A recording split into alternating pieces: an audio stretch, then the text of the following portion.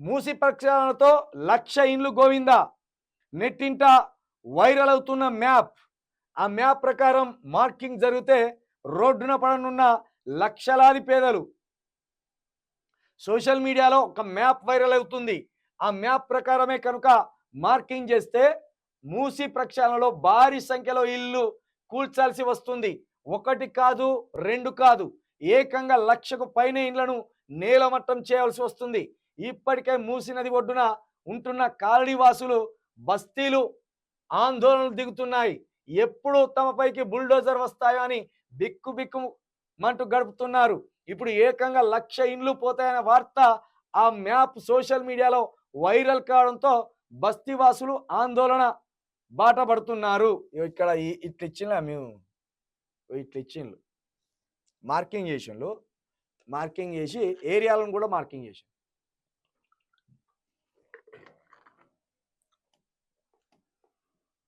ఏరియాలను కూడా మార్కింగ్ చేసి ఈ ఇన్ని ఏరియాలు మార్కులు చేసి 1 2 4 5 6 7 8 ఏరియాలను మార్కింగ్ చేసి ఇట్లా ఇట్లా పోతుంది.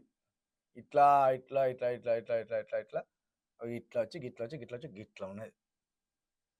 ఇదే 56 కిలోమీటర్ల మూసి పరివాహక ప్రాంతం. 56 కిలోమీటర్లు. 56 కిలోమీటర్ల పరివాహక ప్రాంతం అంటే ఆల్మోస్ట్ అటు నల్గొండకు టచ్ అవుతుంది, ఇటు సిటీలోకి వస్తుంది. ఇట్లా మొత్తం ఇట్లా చుట్టుముట్టు ఉన్నది. ఇట్లా 56 కిలోమీటర్ల పరిధిలో. 56 కిలోమీటర్లు అంటే మరి మనం ఇక్కడ స్టార్ట్ అయితే ఆల్మోస్ట్ అక్కడ భువనగిరి దాకా పోవచ్చు. అంటే అంత దూరం ఉంటుంది చెప్తున్నా. ఉప్పల్ నుండి మొదలు పెడితే భువనగిరి దాకా అన్నట్టు. అంటే ఈ 56 కిలోమీటర్ల పరిధిలో ఎప్పుడైతే ఈ ఆంధ్రలో వచ్చిందో అప్పటి నుండే ఈ కబ్జాలు జరిగినాయి. వాళ్ళ పాలన నుండే ఈ ఏపీ లీడర్లు ఎప్పుడైతే వచ్చిందో పర్మిషన్లు ఇచ్చిండ్రు. అంటే దీంట్లో ముఖ్యంగా కాంగ్రెస్ను టీడీపీ వీళ్ళే కదా పంచుకున్నది అధికారాన్ని. వాళ్ళు పోతే వీళ్ళు, వీళ్ళు పోతే వాళ్ళు. 2014లో కేసీఆర్ వచ్చిండు. 2014లో కేసీఆర్ వచ్చిండు. 2014లో కేసీఆర్ రాకముందు ఒక 15-20 సంవత్సరాలు టీడీపీ పాలించింది. ఒక 40 సంవత్సరాలు కాంగ్రెస్ పాలించింది. కాబట్టి మరి పాపం వీళ్ళదే. ఈ 56 కిలోమీటర్ల ఆ పరిధిలో, ఆ దూరంలో 2014 నుండి 2023 వరకే మొత్తం ఆక్రమణలు జరిగినాయి. అట్లా చెప్తున్నారు. ఏది ఈ కాంగ్రెస్ లీడర్లు అట్లనే చెప్తున్నారు. ఈ కబ్జాలు మొత్తం కేసీఆర్ హయాంలో జరిగినాయి. అంటే కేసీఆర్ 2014 నుండి 2023 వరకు అంతా కొడితే 9.5 సంవత్సరాలు. 9.5 సంవత్సరాలు పాలించాడు. మరి 9.5 సంవత్సరాల్లో 56 కిలోమీటర్ల పరిధిలో ఉన్న మూసి మొత్తం ఆక్రమిస్తారా? ఎట్లా సాధ్యమవుతుంది అది?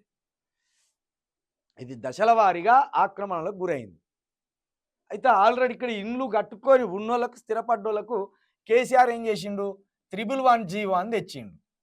111 జీవో అని తెచ్చి వీళ్ళందరికీ పక్కా ఇల్లుగా కట్టుకోరు, అనవసరంగా ఇక వాడిని వీడిని లేపుడు ఎందుకని ఆయన ఒకటి ఇచ్చిండు. ఇప్పుడు ఈ 111 జీవో అన్న వాళ్ళని కాపాడుతుందా అంటే అది కాపాడతలేదు, దాన్ని తీసేయచ్చు. అది గిట్లు ఇచ్చిండు మొత్తానికైతే మ్యాప్. 56 కిలోమీటర్ల పరిధిలో విస్తరించి ఉన్న మూసి నది సంబంధించిన మ్యాప్ ఇది. ఇక వీళ్ళు దినదిన గండంగానే బతుకుతున్నారు. 1,00,000 ఇండ్లు అట. 1,00,000 ఇండ్లు అంటే మరి 13,000 కుటుంబాలు అన్నాడు. అంటే దీని ప్రకారం చూసుకుంటే 13,000 కుటుంబాలు అంటే కుటుంబానికి ఒక ముగ్గురిని వేసుకున్నా కానీ 30-40 వేల మంది అవుతారు. మరి 40,000కు పైగా ఉన్నారంటే 1,00,000 అంటే ఇది మరి నిజమే కావచ్చు. 1,00,000 అని రాసుకొచ్చిండ్రు వార్త. మరి 1,00,000 ఉన్నారా, 50,000 మంది ఉన్నారా, 60,000 మంది ఉన్నారా తెలియదు. కానీ ఏది జరిగినా 50,000 మంది, 1,00,000 మంది అంటే అది మామూలు చిన్న ఫిగర్ కాదు, అది చాలా పెద్ద ఫిగర్. అది వాళ్ళు ఇప్పుడు ఇంతమందికి ఒక్కటేసారి వీళ్ళ ఇండ్లు కూల్చేస్తే, వీళ్ళని రోడ్డున పడేస్తే వీళ్ళు ఎక్కడికి పోవాలి? బీజేపీ వాళ్ళు ఇండ్లకి పోవాలా, లేకపోతే కాంగ్రెస్ వాళ్ళు ఇండ్లకి పోవాలా, లేకపోతే బీఆర్ఎస్ వాళ్ళు ఇండ్లకి పోవాలా? ఏదో ఇప్పుడు ప్రతిపక్ష నాయకులు కూడా వచ్చి కాసేపు అక్కడ వాళ్ళ పేరు మీద వాళ్ళు మైలేజ్ పెంచుకోవాలని చూస్తాను. కానీ నిజంగా వీళ్ళకు ఆశ్రయం కల్పించేది ఎవరు? సేమ్ ఇక్కడ గుడిసి ఉంటే ఇంకొక గుడిసి ఇవ్వాలి, ఇక్కడ బిల్డింగ్ ఉంటే ఇంకొక బిల్డింగ్ ఇవ్వాలి, ఇక్కడ ₹1,00,00,000 ఆస్తి వాళ్ళు సమకూర్చుకుంటే ₹1,00,00,000 ఆస్తి ఇవ్వాలి. అప్పుడే వాళ్ళకు సరైన బెనిఫిట్ కలిగినట్టు. ఇక్కడ వాళ్ళు ₹1,00,00,000 ఇల్లు కట్టుకొనున్నారు. ఎక్కడనో డబుల్ బెడ్‌రూమ్ ఇస్తామంటే వాళ్ళని తీవ్రంగా అన్యాయానికి గురి చేసినట్టు. మొత్తానికైతే ఈ మార్కింగ్ తోటి పేదలు గజ గజ వణుకుతూ బిక్కు బిక్కుమంటూ ఏడవలసిన పరిస్థితి అయితే వచ్చింది. ఇగ ఈ మ్యాప్ వైరల్ అవుతున్నదంటే ఈ దుర్మార్గులు పోయి ఆల్రెడీ మార్కింగ్ చేసుకొచ్చిండ్రు. కాంగ్రెస్‌కు సంబంధించిన దుర్మార్గులు పోయి మార్కింగ్ చేసుకొచ్చిండ్రు. ఆ మార్కింగ్ వల్లనే వాళ్ళు భయపడవలసిన పరిస్థితి వచ్చింది.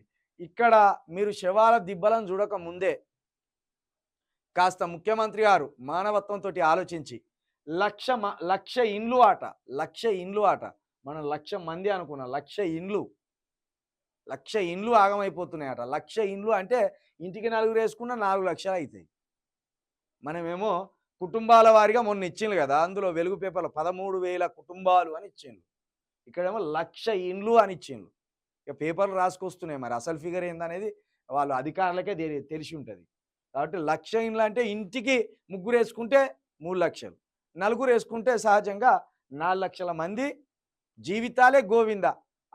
ఓ పని చేయరాదు రే, అనవసరంగా వాళ్ళని గులగొట్టే బదులు ఎవరు చూడనప్పుడు పోయి ఆ 1,00,000 ఇండ్లను పడుకున్నప్పుడు కూల్చేయండి. ఆ శవాల దిబ్బలను చక్కగా మూసినదులు వేసి ఈ హుసేన్ సాగర్ని ఇడిచిపెట్టుర్రు. ఆ శవాలు ఎక్కడికో కొట్టుకపోతాయి. ఇక రాత్రి ఏదో వచ్చింది కావచ్చు, ఏదో దయ్యం పట్టింది కావచ్చు, కూలిపోయినాయి, చచ్చిపోయినాయి నమ్మేయరాదు ఏమైతే. గిట్లా ప్రభుత్వాలను ఎన్నుకునేది పాలించమనడానికి, కానీ వీళ్ళు ఏం చేస్తారు, బాధిస్తారు మనల్ని.